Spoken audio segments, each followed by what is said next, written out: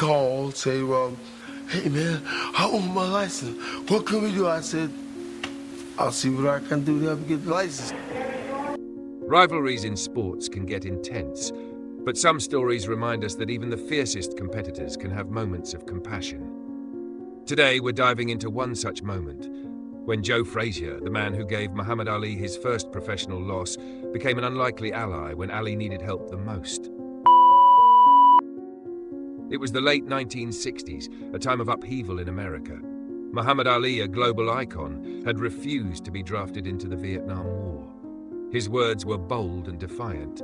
I ain't got no quarrel with them Viet Cong. If I thought going to war would help my people receive their freedoms just as an equality, he wouldn't have to draft me. I'll go tomorrow.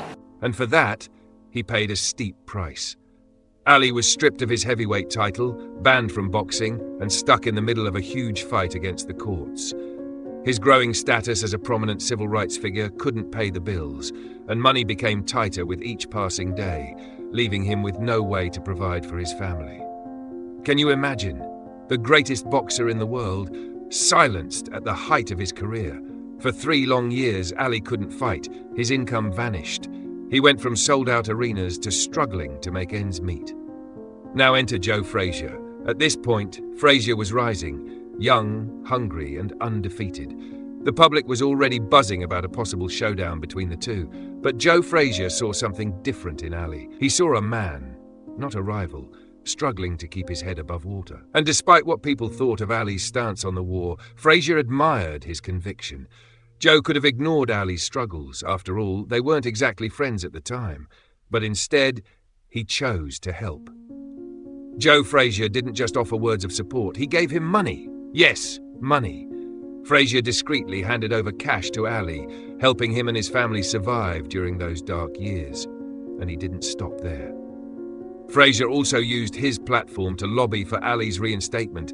He publicly called for Ali to get his license back, telling reporters, "If he can fight, let the man fight." Think about that for a second.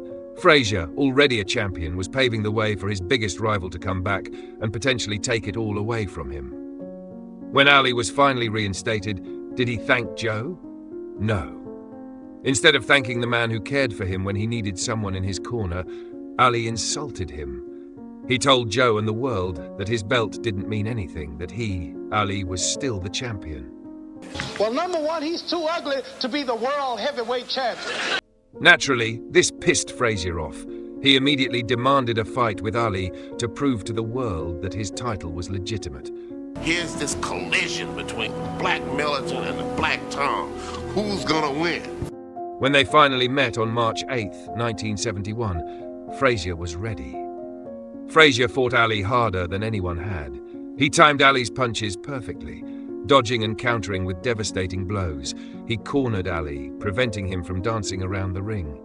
Ali was unprepared, and it showed. Frazier knocked Ali down twice, although Ali claimed he simply lost balance. Frazier won in a landslide and proved to the world, and to Ali, that he was the true champion.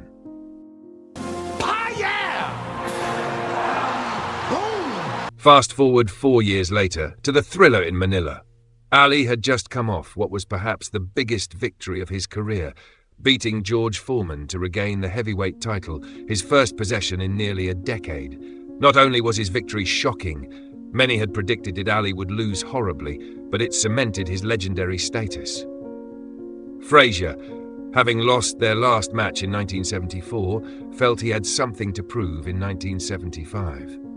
The bout was set for the Philippines, a decision influenced by its president, eager to showcase his country on a global stage. The media build-up to the fight was brutal for Frazier. When Ali stepped off the plane, a reporter handed him a rubber gorilla. And what did Ali do? He mocked Frazier, calling him the gorilla. To call a black man a gorilla is deeply offensive, but coming from another black man, it was even worse. I can only imagine the pain, the humiliation, the anger coursing through Frazier's veins when he saw Ali, a fellow black man, dehumanizing him like that. This set the stage for a fight like no other. Both men wanted to destroy the other. For them, this wasn't just about winning, it was about domination. This would go down as one of the most brutal fights in boxing history. For 15 grueling rounds, the two men beat the crap out of each other. Every blow was calculated, every ounce of energy used to cause maximum damage. By the 14th round, both were close to death. Frazier's eyes were so swollen he was nearly blind. Ali's ribs were bruised and cracked. At the end of the 14th, Ali told his corner to cut his gloves. He wanted out. But his trainer, Angelo Dundee, saw what was happening in Frazier's corner. Frazier's trainer, Eddie Futch, threw in the towel. The fight was over. Ali won. Ali stood up, raised his hands, and collapsed. No words came from Ali immediately after the fight, but later he would say this about Frazier: "If God ever calls me to a holy war, I want Joe Frazier by my side." Their battles in the ring were legendary, but this story, this act of kindness, shows the heart behind the gloves.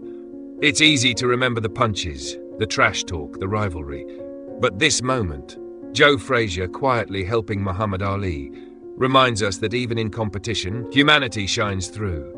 It's a story of compassion, honor, and what it truly means to be a champion. Thank you for watching Back to Boxing. Until next time, keep fighting for what matters.